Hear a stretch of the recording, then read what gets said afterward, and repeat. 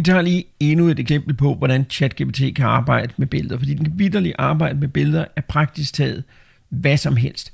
Og her har jeg så for eksempel billedet af en bogreol. Et billede, som også er inde i kursusmaterialet, hvis du vil prøve det selv. Men ellers så prøv med billeder, som du selv tager. Her har jeg billedet af bogreolen, og så skriver jeg her, hvad kan du fortælle mig om ejeren af denne reol?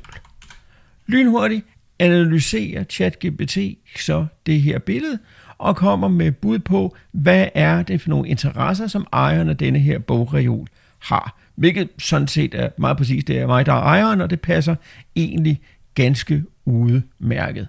Og så kan jeg også lige her skrive, kan du lave en liste over de bøger, du kan identificere. Sådan der. Og det går den så i gang med. Sådan der.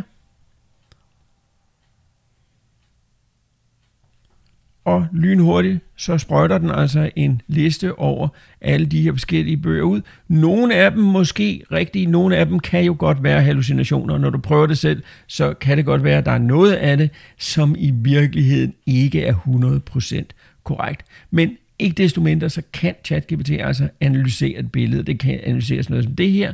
Du kan prøve at tage et billede af dit køleskab, altså indholdet af køleskabet, og bede den om at komme med et bud på retter, du kan lave ved hjælp af det, eller alle mulige andre ting. Et billedanalyseevner er virkelig, virkelig blevet gode.